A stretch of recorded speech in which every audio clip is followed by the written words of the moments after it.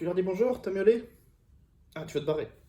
Et salut les amis, c'est Alex Physique et on se retrouve aujourd'hui pour une vidéo qui va intéresser beaucoup de gens. Comment perdre du gras. Donc je vais simplement vous énoncer une seule chose à faire, la chose la plus importante. Et c'est quoi? C'est le déficit calorique. Ah oui, si j'ai une tête ou des ombres un peu partout, c'est que je me suis acheté des spots. Je veux voir un peu ce que ça donne sur la vidéo. On va tester sur cette vidéo. Si c'est vraiment hyper dérangeant ou que ça fait un peu bizarre, dites-le moi et je le remettrai pas. Donc le déficit calorique. Donc qu'est-ce que c'est? Normalement vous voyez tout ce que c'est. En termes de chiffres, ça veut dire quoi? On commence direct, hein, on perd pas de temps. On commence direct. En termes de chiffres, ça veut dire quoi? En termes de chiffres, un déficit calorique, si dans la journée vous brûlez à peu près 2000 calories, un déficit calorique c'est quand vous serez à 1999 calories ou moins. En gros c'est ça. Donc j'exagère, une calorie de déficit calorique c'est ridicule. Si vous êtes à moins de 2000 calories mangées dans la journée et que vous brûlez 2000 calories dans la journée, vous allez brûler du gras. C'est le truc le plus important. C'est les règles de base dans la nutrition. Si on veut prendre du poids, il faut être en surplus calorique, donc manger plus que ce que l'on dépense. Si on veut se maintenir, il faut manger ce que l'on dépense. Et si on veut brûler du gras, de la graisse, sécher ou faire une perte de poids, il faut manger moins que ce que l'on dépense. C'est très simple. Donc en gros, première chose, comment savoir à peu près où on se situe au niveau calories? Eh bien, il faut tester. C'est qu'une seule manière qu'on peut le savoir, c'est tester. Pour vous donner un ordre d'idée, en général, les femmes, vous êtes plutôt aux alentours de, 1500, 1600 calories dans une journée. Et pour les hommes, c'est plutôt 2000, 2200. Ça, c'est pour quelqu'un de sédentaire. Quelqu'un qui va être sportif, ça va être un peu plus. Une femme sportive, c'est plus aux alentours des 1800 calories. Et un homme sportif, il va être aux alentours des 2500, voire plus. Pour vous donner un ordre d'idée, moi, mes calories de maintien sont aux alentours de 2800, 2900 calories. C'est-à-dire que je dépense à peu près dans une journée 2800, 2900 calories. Donc, pour le savoir, il n'y a qu'une seule manière de le faire. Il faut tester. On ne peut pas deviner à l'avance. Donc vous avez à peu près un ordre d'idée. Donc on prend l'exemple d'un homme, 1m75, 75 kg, un peu sportif, il est peut-être aux alentours des 2300, 2400 calories dépensées dans une journée. Donc qu'est-ce qu'il va faire? Eh bien il va tout d'abord tester à 2200. Il va se mettre à 2200 calories ingérées en termes de nourriture, de n'importe quoi. Il y a la nourriture, il y a les shakers de protéines, il y a tout. Ça comprend tout. 2300 calories, 2200 pardon, j'ai dit, oui. 2200 calories, et il va voir ce qui se passe. Déjà visuellement, il va attendre un peu, ça se fait pas du jour au lendemain évidemment, on attend une semaine voire un peu plus, 2 semaines ce serait l'idéal.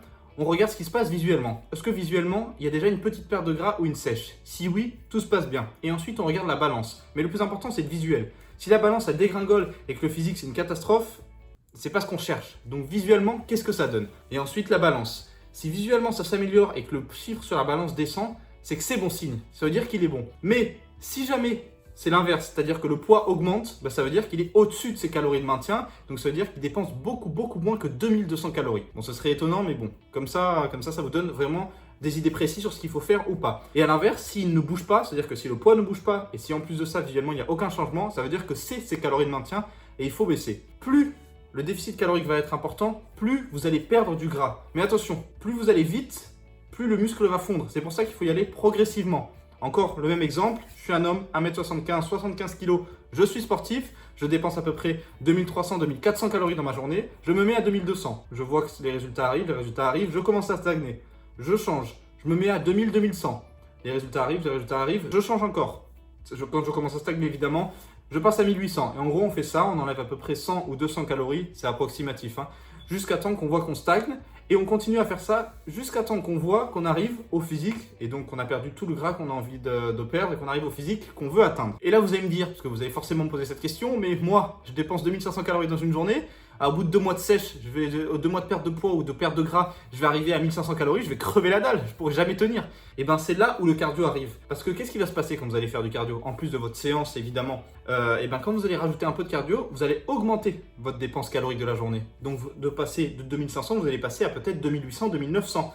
Donc, au lieu de descendre à 1500 calories, vous pourrez vous permettre de manger 2 à 300 calories de plus. C'est 2 ou 300 calories que vous avez dépensées dans le cardio. Le cardio sert à plein de choses, mais en sèche ou en perte de poids ou en perte de gras, il sert essentiellement à ça. C'est-à-dire augmenter sa dépense calorique de la journée et ainsi pouvoir manger un peu plus. Évidemment, si vous ne voulez pas faire de cardio, il faudra tout mettre dans la diète. Le plus important, ça reste la diète, évidemment. Mais le cardio, c'est un petit plus. Moi, pour le coup, j'en fais pas parce que j'ai un métabolisme assez rapide.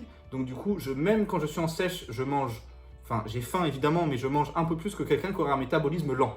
Plus votre métabolisme est lent, moins vous allez dépenser de calories dans la journée. A l'inverse, plus votre métabolisme est rapide, plus vous allez dépenser de calories dans la journée. Pour vous donner un ordre d'idée, quel est votre métabolisme, vous le savez déjà en fait. Si vous êtes de base un peu maigre, votre métabolisme est rapide. Si vous êtes de base un peu gros et que vous stockez du gras facilement, votre métabolisme est lent. Ça, c'est surtout pour les mecs. Pour les filles, c'est un peu plus compliqué parce que de base, votre métabolisme est un peu plus lent, vous brûlez un peu moins de calories. Pour que vous le sachiez, en général, une sèche, donc une perte de gras, parce que c'est ce qu'on veut.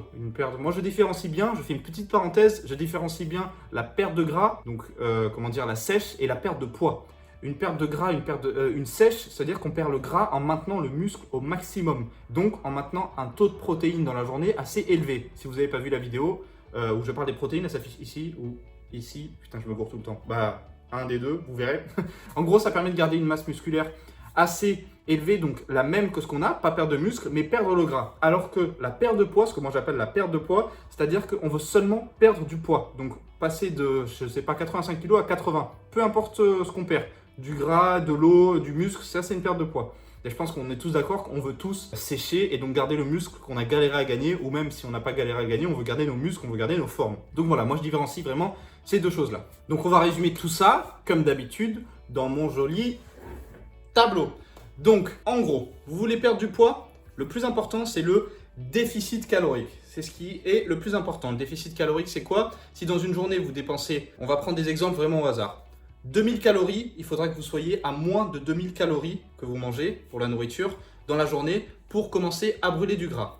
Plus le déficit sera important, plus la perte de poids, donc la perte de gras, j'ai dit perte de poids mais c'est perte de gras, plus la perte de gras sera rapide. Il ne faut pas aller trop vite, il faut y aller par étapes, il faut y aller doucement. Si vous allez trop vite, pour le coup, vous allez avoir en plus d'une perte de gras, une fonte musculaire. C'est pas ce qu'on veut. Comment on trouve ces calories de maintien, donc ce qu'on dépense dans la journée, pour ensuite manger moins? Et bien tout simplement, il faut tester. Je vous mets à peu près les valeurs approximatives, donc je prends une femme sédentaire, je vais vous noter, femme sédentaire, à peu près 1500 calories, une femme sportive, un peu plus, 1800, 2000. Pareil pour un homme sédentaire entre 2000 et 2200, un homme sportif peut aller jusqu'à 2500 et plus. Ensuite, qu'est-ce qu'on fait quand on baisse les calories, semaine après semaine, mois après mois, une fois qu'on commence à avoir vraiment faim? Et c'est là qu'on va rajouter le cardio. Et le cardio, il va permettre de dépenser un peu plus de calories dans la journée et donc de pouvoir manger un peu plus. Et donc, on le rajoute. Moi, je suis plutôt pour le rajouter à la fin d'une perte de gras, le cardio. Si vous le rajoutez dès le début et que vous commencez à avoir faim au bout d'un moment, il n'y aura plus trop d'alternatives. Il faudra juste tenir la faim.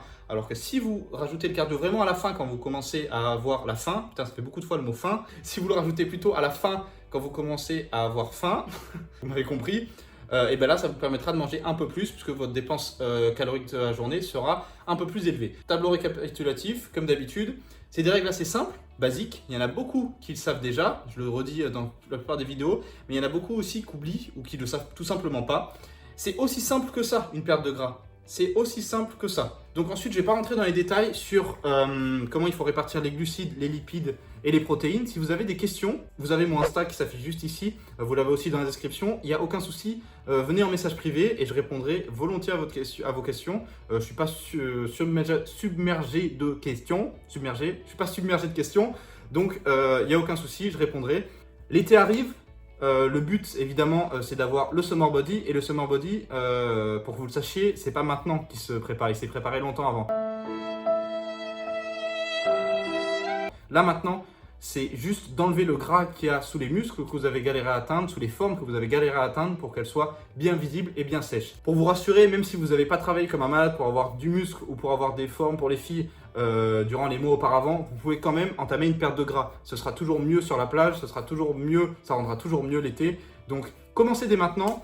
En général, suivant les personnes, on fait une sèche, donc une perte de gras, elle peut durer de, allez, je prends un éventail très large de 1 mois et demi à 3 mois et demi, 4 mois. Mais en général, si vous êtes sérieux pendant 1 mois et demi, 2 mois, vous êtes vraiment sérieux dans votre alimentation, dans vos entraînements, que vous rajoutez du cardio à la fin, que vous essayez de ne pas faire trop d'écart, normalement, en 1 mois et demi, 2 mois, vous arrivez à atteindre un physique de plage, tout simplement. C'est les premières vidéos, donc évidemment, c'est des vidéos très basique, c'est sur des choses assez simples, c'est des règles de nutrition et d'entraînement assez simples. Et plus les vidéos vont avancer, plus ce sera des choses précises et des choses vraiment ciblées. Donc là, pour l'instant, c'est vraiment pour donner le maximum d'informations. Déjà que vous ayez les bases, et une fois que vous aurez ces bases, je vous donnerai des informations plus détaillées. Donc comment bien faire une sèche, comment préparer sa sèche, comment répartir ses glucides tout au long de la journée, etc. Mais déjà, ça, c'est la première règle et c'est la plus importante. Si vous respectez pas ça, il n'y a rien qui marchera. Si vous voulez perdre du poids, il faut être en déficit calorique.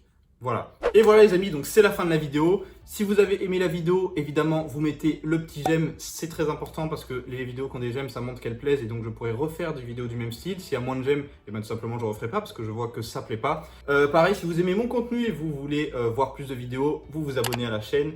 Vous activez la petite cloche pour être au courant des nouvelles vidéos qui vont sortir et avoir la petite notification. Sur ce les amis, je vous dis à la prochaine et ciao!